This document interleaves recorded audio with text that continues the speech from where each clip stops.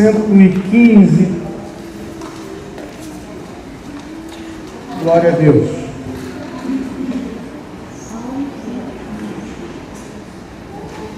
Amém? Encontrou, irmão? Amém. Você está perto de alguém, você já falou com a pessoa que está do seu lado, já disse para ela que ela é uma abençoada, já disse para ela que ela é linda.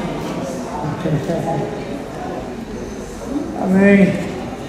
Salmo 115 diz assim, a palavra de Deus: não a nós, Senhor, não a nós, mas ao teu nome da glória, por amor da tua misericórdia e da tua fidelidade. Verso 2: porque diriam as nações, onde está o Deus deles? O nosso Deus está no céu, faz tudo como lhe agrada.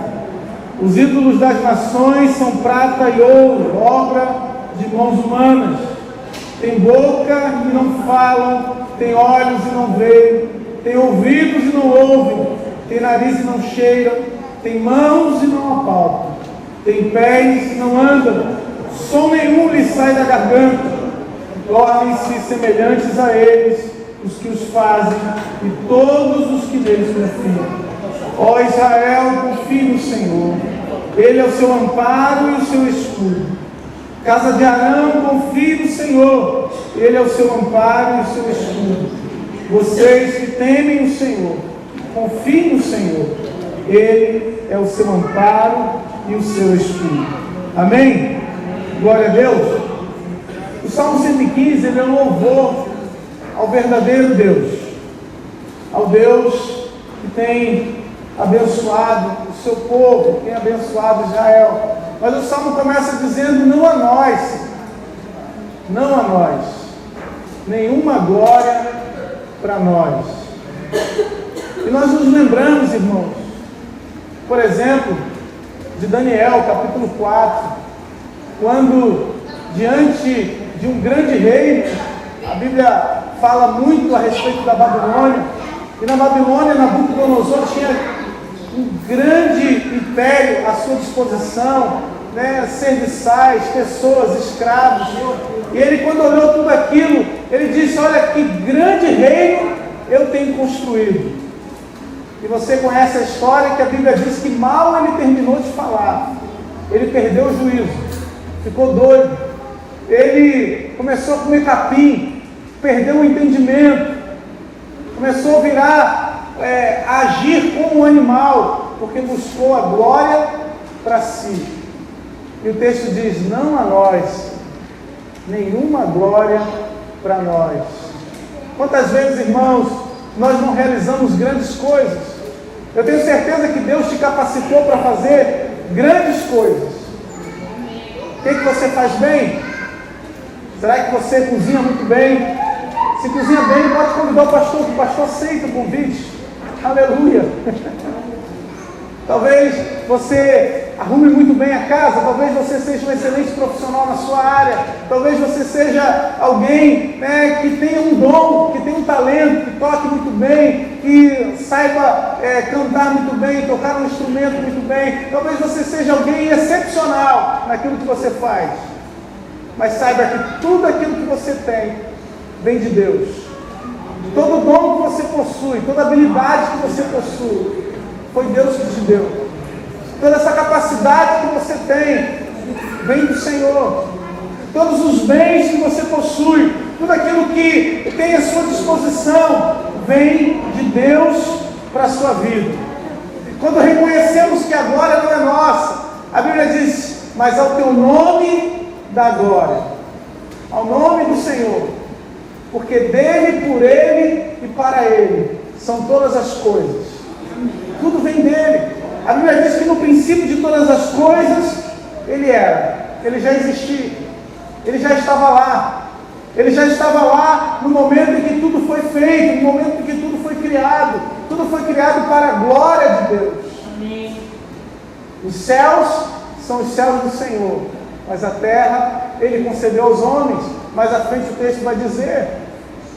Nós vamos ver na palavra de Deus que toda a criação, que tudo aquilo que foi criado por Deus é apenas para revelar a glória de Deus. Nós conseguimos contemplar a glória de Deus, ou contemplar a beleza de Deus, quando olhamos para a criação. Quando você olha no sorriso de uma criança, quando você olha para o nascer do sol, quando você vai para uma região de praia e vê o sol se pondo, você está vendo a criação de Deus, admirando aquilo que Deus fez, aquilo que Deus criou.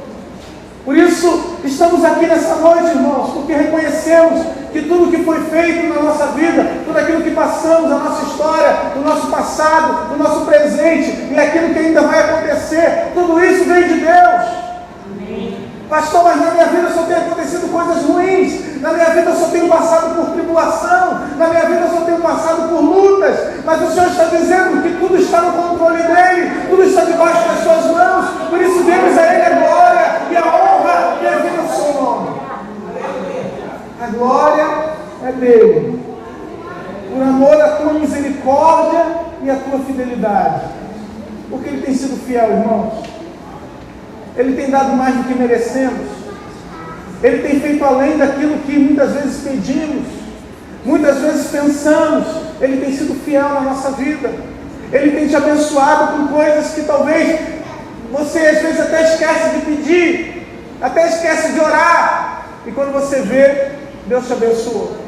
Às vezes é um livramento, às vezes é uma porta que Deus abre, às vezes é um milagre que Ele faz sem que você espere, sem que você fique clamando. Outras vezes você tem que lutar um pouco mais, mas em todas as coisas Ele tem sido bom, Ele tem sido fiel, Ele tem sido maravilhoso. E a grande questão do povo, a grande questão da nação de Israel, a grande questão com respeito ao milagre que Deus faz, e a pergunta que estava no coração do povo é: por que diriam as nações, onde está o teu Deus? Em outras palavras, o que as outras pessoas vão dizer, o que os outros povos vão falar, o que aqueles que estão à nossa volta vão pensar a respeito de ti, ó Senhor? Onde está o nosso Deus? Onde Ele está? Já te perguntaram isso? Você vai na igreja, você louva a Deus, você lê a palavra, você é fiel, você ora, você lê a Bíblia. E onde está o teu Deus? O que Deus tem feito na tua vida? O que Ele tem realizado por você? Muitas vezes nós achamos que Deus está na nossa vida para fazer aquilo que nós desejamos. Achamos que Deus tem que nos servir naquilo que nós precisamos. E nós, muitas vezes, esquecemos que Ele nos chamou para servir. Ele chamou para que nós não só servíssemos a Ele, mas também servíssemos aos nossos irmãos, que estivéssemos à disposição para servir na sua obra, para servir e abençoar outras pessoas. Ele nos chamou para isso. E nós achamos então que Deus tem que nos dar muitas vezes aquilo que nós desejamos ou aquilo que nós precisamos, talvez num conceito diferente. Então a Bíblia aqui nos mostra, irmãos, quais são os conceitos de Deus e aquilo que diferencia o teu Deus dos outros deuses. Aquilo que traz uma diferença entre o Deus que você serve e os outros falsos deuses que existem.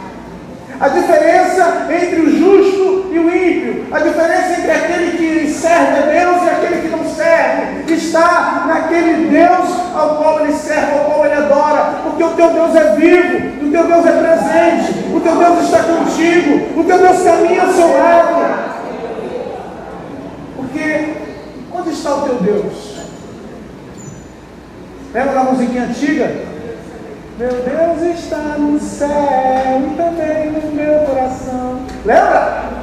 Esses crentes velhos lembram de tudo, né? Onde está o teu Deus? Deus está no silêncio. Deus está contigo na dor. Deus está contigo na frustração. Deus está contigo quando o milagre demora. Deus está contigo quando você chora. Deus está contigo quando você se sente abandonado, ferido, machucado. Ele está contigo. Ele está presente com você. A Bíblia diz: olha, o nosso Deus está nos céus. está superior, está acima, faz tudo como Ele quer, faz tudo como lhe agrada. O nosso Deus tem autoridade, o nosso Deus tem superioridade. Ele está nos céus, Ele está contemplando tudo. E diz: olha, os ídolos das nações são prata e ouro, obra das mãos de homens. Os outros deuses são realizações humanas, são projetos humanos, mas o meu Deus é. Pastor Rafael li aqui, quando Moisés estava diante da sarça que ardia, mas não se consumia, pegava fogo, mas a sarça não se consumia, e Moisés, sem saber que desculpa dar para Deus diante do chamado, ele diz: e o que é que eu vou falar, Senhor? Se me perguntarem quem foi que te mandou, Deus diz: diga que o eu sou te enviou. Porque Ele é, irmão. Não tem explicação para a sua origem, Ele simplesmente é. Não tem explicação de onde Ele veio, de onde Ele vai, Ele simplesmente é. Antes de todas as coisas, Ele já estava lá. Ele está presente na tua vida antes mesmo de você se converter, antes mesmo de você pensar em entrar na igreja. Deus já era, Ele já existia, Ele já estava presente, Ele já estava cuidando de você, Ele já estava trabalhando na sua vida, Ele já estava fazendo milagres sem você perceber. Aleluia! Ele é. Então, o Salmo começa a elencar, irmãos, aquilo que os falsos deuses possuem, em contraste ao Deus verdadeiro. Ou seja, aquilo que os falsos deuses possuem, aquilo que eles não possuem, é aquilo que o teu Deus tem. Aquilo que é incapaz para eles é a capacidade de Deus, ou aquilo que Deus é capaz. O verso 5 vai começar dizendo: tem boca e não fala. Em outras palavras, o texto está dizendo que o teu Deus tem boca e fala. Porque o inverso é verdadeiro. E não só fala, o teu Deus não só fala, mas a Bíblia diz que tudo que existe, tudo que foi criado, tudo que foi formado, foi feito pelo poder da sua palavra. Gênesis capítulo 1, a Bíblia diz: olha, Deus disse: haja luz, e houve luz. Ele simplesmente disse: haja, e as coisas passaram a existir. João capítulo 1, no verso 18, a Bíblia vai dizer que no princípio era o verbo, o Logos, a palavra, e o Logos, a palavra, o verbo estava com Deus, e o verbo era Deus. Mas Ele se fez carne, habitou entre nós, cheio de graça e de verdade, esteve presente e está presente até hoje na sua vida, porque esse Deus fala com você, esse Deus tem muitas maneiras de falar, esse Deus tem muitas maneiras de se revelar e falar com cada um de nós. Ele conhece o teu coração, Ele sabe como chegar no teu coração e falar contigo. Ele sabe, irmão, tem crente teimoso. Tem crente que para Deus falar tem que ter um trovão, tem que ter um furacão, tem que ter um terremoto, tem que ter coisas grandiosas, sobrenaturais, senão ele não ouve. Ah, se Deus vier falar comigo por meio de uma borboleta, eu não estou nem aí.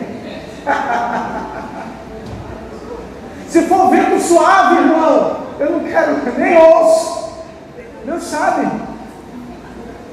Deus sabe que para Ele falar contigo, às vezes você precisa tomar um susto. Ele conhece você. E aí, no momento do susto, você se volta para Deus e consegue ouvir a voz de Deus. Porque esse é muito agitado, né? Você quer fazer várias coisas. Os deuses têm olhos e não veem. E o teu Deus tem olhos e enxerga todas as coisas. Ele consegue ver, Ele consegue perscrutar o nosso coração. Não conseguimos nos esconder de Deus, não conseguimos fugir da sua presença. A palavra diz que se tentarmos fizer a nossa cama no mais profundo mar, até ali, a sua mão nos guiaria e a sua destra nos sustentaria. Ele consegue ver, irmãos, quando você está sozinho. Ele consegue ver quando você pensa que está sem ninguém ao seu lado, quando você está desesperado. Ele consegue ver. Não tem como você se esconder de Deus. Não temos como fugir dele. Às vezes a gente não faz isso. Demonstra uma aparência por fora, mas na realidade o nosso coração está ferido. O nosso coração está destruído. Alguém pergunta para você: e fulano? Não, fulano não tem mais nada contra ela. Mas Deus sabe que o teu coração está machucado. Deus sabe que o teu coração precisa de perdão. Porque Ele vê aquilo que eu não consigo ver. Ele enxerga aquilo que nós não conseguimos enxergar. Ele vê além, irmãos. Ele vê os nossos sentimentos. Ele vê as intenções do nosso coração. Ele enxerga aquilo que nós pretendemos fazer, aquilo que vamos falar, antes que a palavra nos chegue à boca. E aí, que o próximo versículo, verso 6, vai dizer: tem ouvidos e não ouve. Porque o teu Deus tem ouvidos e ouve. Ele escuta a tua oração. Na primeira carta de João diz que se Ele escuta a nossa oração, então Ele é fiel para cumprir na nossa vida. Ele é fiel para fazer na nossa vida. Porque se falamos com Deus que é vivo, se falamos com Deus que é presente, se estamos nos relacionando com Deus que está conosco e que está ouvindo as nossas orações e que é poderoso, esse Deus não só ouve, mas Ele ouve e é capaz de fazer um milagre na nossa vida. Ele ouve e é capaz de fazer o impossível acontecer na nossa vida. A quem você tem levado as suas petições, as suas necessidades? Porque a gente é muito bom para reclamar. E a gente reclama de tudo. A gente reclama do sistema, a gente reclama do calor, a gente reclama do tempo que nós estamos vivendo. Mas às vezes nós temos deixado de falar com Deus. Um Deus que ouve, um Deus que atende, um Deus que basta ajoelharmos dentro do nosso quarto, fechar nossa porta, e Ele está do nosso lado para ouvir a nossa voz. Antes, o sacerdote, para entrar no lugar santo, no Santo dos Santos, ele tinha que ter uma preparação, ele tinha que se santificar, ele tinha que usar roupa especial, ele tinha uma data especial para entrar, e ele uma vez por ano, o sumo sacerdote, entrava no lugar santo, no Santo dos Santos. E ali, ouvia-se a voz de Deus, a direção de Deus. E hoje, irmãos, graças a Deus, quando nós nos reunimos aqui nessa noite, nos juntamos, começamos a orar, começamos a falar com Deus, o Senhor já escutava as nossas orações. Ele escuta o nosso clamor. O nosso Deus tem nariz e cheira. E sabe o que sobe para Deus? A nossa adoração. A palavra diz que a nossa adoração sobe para Deus como um aroma, um incenso suave às suas narinas. O que é que sobe para Deus, irmãos, quando nós não adoramos, quando nós vivemos no pecado, quando nós, apesar de estarmos na casa do Senhor, não oferecemos para Ele a glória devida ao seu nome, estamos vivendo a nossa vida como nos agrada, ou como agrada o nosso próprio coração. O que é que sobe para Deus, irmãos? Por isso nós precisamos oferecer não um momento de adoração para Deus, mas nós precisamos oferecer uma vida de adoração a Deus. A adoração não acaba quando o louvor acaba.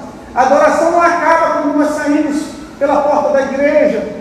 A adoração não acaba quando simplesmente terminamos de orar, mas a adoração continua quando nós estamos em casa, quando nós estamos no trabalho, quando você acorda pela manhã, quando você sai da sua casa. Ô meu irmão, a cada momento é uma oportunidade de você levantar suas mãos, é uma oportunidade para você agradecer, é uma oportunidade para você louvar Deus, para você me dizer o nome do Senhor.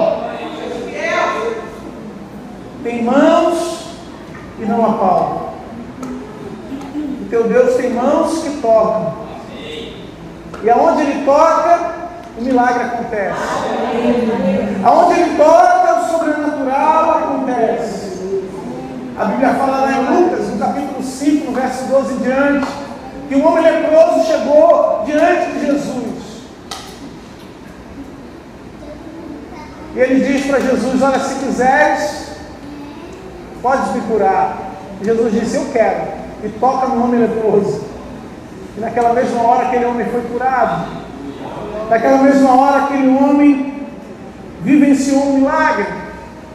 Em Lucas, no capítulo 7, no verso 14, a Bíblia fala a respeito de uma mulher viúva que estava saindo da cidade, de uma cidade chamada Naim, com um cortejo fúnebre, e dentro do caixão estava o seu filho. E quando Jesus se encontra com aquele cortejo, a Bíblia diz que Jesus tocou no esquife, no lugar onde o menino estava morto. Naquela mesma hora, ele ressuscitou. Porque não há limites para o milagre de Deus quando Ele toca na nossa vida, quando Ele toca naquilo que está morto, quando Ele toca naquilo que precisamos, quando Ele toca naquilo que necessitamos. Não há limites para o seu poder. Tem pés e não andam. Ter pés fala de domínio, de um reino.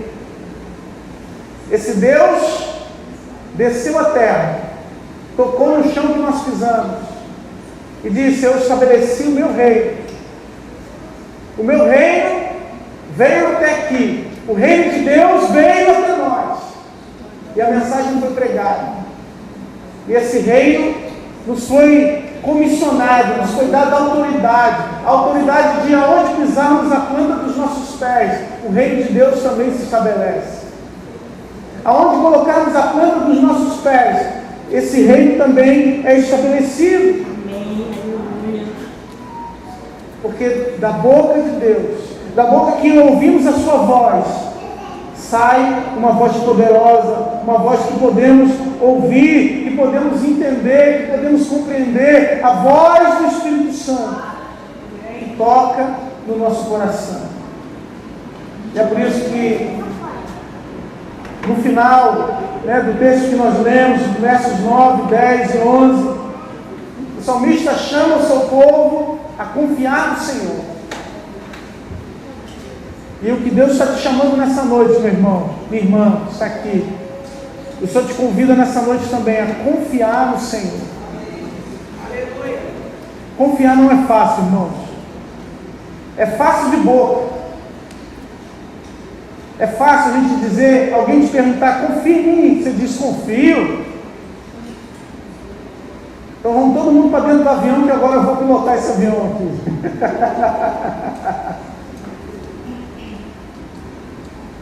A gente é muito bom quando a gente diz: confia no Senhor de boca. Mas o Senhor está dizendo: ó Israel, confia no Senhor. Ó povo que foi chamado, ó povo que teve uma experiência comigo, ó povo que eu abri o mar vermelho, que eu fiz milagres, que eu derrubei o muralha de Jericó. Ó Israel, confia no Senhor. Esse Deus que já fez milagres no passado, continua sendo o mesmo Deus, continua sendo o mesmo Senhor. Ele manda uma mensagem aos sacerdotes da casa de Arão: confie no Senhor. Vocês que trabalham na minha casa, vocês que servem na minha casa, vocês que são pastores, vocês que são servos de Deus, confiem no Senhor. Ele é o seu amparo e o seu escudo. Vocês que temem ao Senhor, que têm consideração pelo Senhor, que amam a sua palavra, que um dia tiveram um encontro com Deus, confie no Senhor. Ele é o seu amparo e o seu escudo. Ele é o teu esconderijo, irmão. Esconderijo é o lugar para onde você corre quando está pegando fogo, quando tem terremoto, quando o negócio está feio lá de fora na rua. Você corre para algum lugar, você corre para a sua casa, você corre para um lugar seguro. Precisamos aprender a correr pelos braços do Senhor. Ele é o teu escudo. É Ele quem te protege contra os ataques do inimigo. É Ele que te protege contra as flechadas, contra os dardos inflamados. Ele que protege a tua fé, que guarda a tua fé na palavra de Deus. Por isso, precisamos levantar esse escudo. O escudo da confiança no Senhor. Confiança em Deus. Confiar, às vezes, é entregar. É colocar nas mãos dele. É deixar ele fazer a obra. Deixar ele fazer o milagre.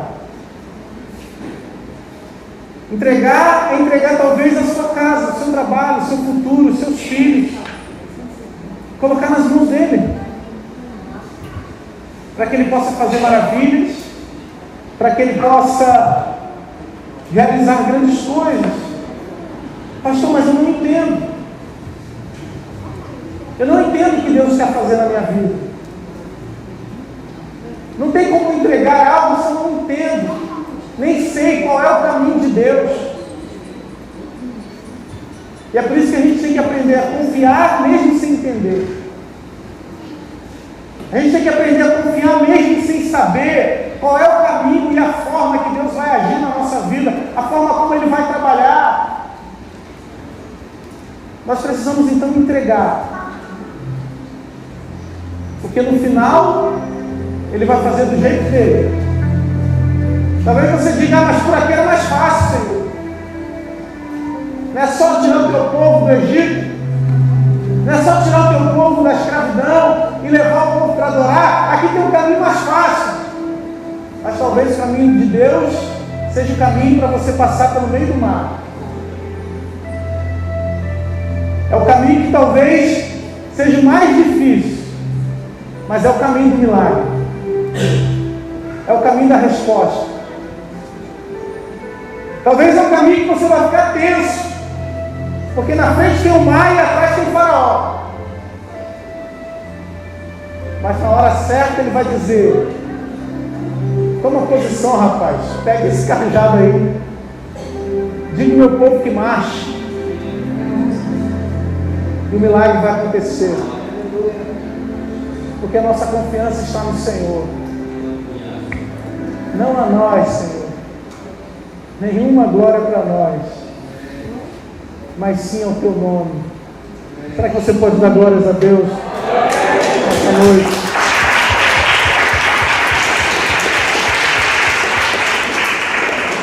Aleluia. Fica de pé.